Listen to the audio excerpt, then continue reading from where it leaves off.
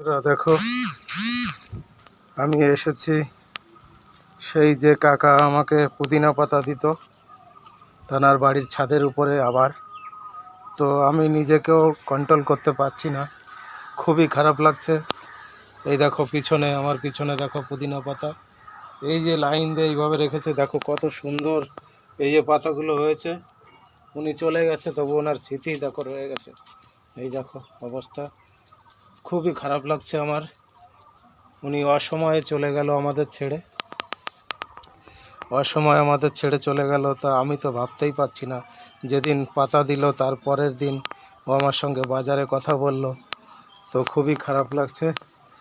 তো পাতা আমি নিজেই নিতে এসেছি, উনি পাতা কেটে আমাকে বাড়িতে দিয়ে আসতো, আমার বাড়িতে পাতা দিয়ে আসতো সাইকেলে করে গিয়ে। আর আমার স্ত্রীকে বলতো, ওর কিছুই মনে থাকে না, ও আমাকে বলে যায় কাকা পাতা কেটে রাখো, বাজার থেকে যাওয়ার সময় আমি নিয়ে যাব। তো খুবই খারাপ লাগছে, কি করব, নিয়তি মানতে তো হবেই সবাইকে। কেউ একদিন, কেউ দুদিন আগে যাবে, কেউ পরে যাবে, এ তো আমাদের মানতেই হবে। তো কি করা যাবে, এখন আছি যখন কর্ম করতে হবে। তাই ওনার এই গাছগুলো যতদিন আছে আমি নিয়ে যাব, যত্ন করতে বলেছি কাকিমাকে, ভাইকে। দেখো কত সুন্দর পুদিনা পাতা হয়েছে, দেখো ওনার হাতের এই যে নিচ্ছি, আমি নিতে আসছি, আমি নিজেকে ধরে রাখতে পারছি না, খুবই খারাপ লাগছে। যাই হোক, তোমরা ভালো থেকো, সুস্থ থেকো, সেফটিভাবে চলো, শরীরের যত্ন নিও। সবারই যেতে হবে, তবুও অসময় কেউ এইভাবে চলে গেলে খুবই খারাপ লাগে। সবাই ভালো থেকো, সুস্থ থেকো, সাবধানে চলাফেরা করো সবাই।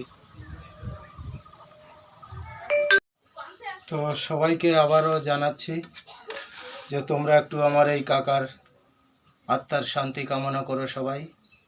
আমিও ঈশ্বরের কাছে প্রার্থনা করি যে এই কাকার অসময়ে চলে যাওয়ার জন্য কাকার আত্মার যেন শান্তি পায়। আমাকে পুদিনা পাতা দিত 12 মাস কাল, আমি যতদিন এই কাজটা করছি ততদিনই পাতাটা আমাকে দিত, পাতাগুলো দিত, আমার বাড়ি এসে দিয়ে যেত সাইকেলে করে, আর কত কথা জানিয়ে যেত।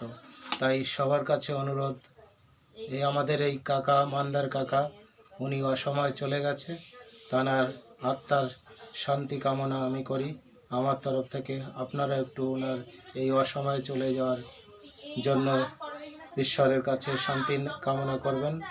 আর আপনারাও সাবধানে চলবেন, সাবধানে কাজকর্ম করবেন, ভালো থাকবেন, সুস্থ থাকবেন, এই প্রার্থনা করি।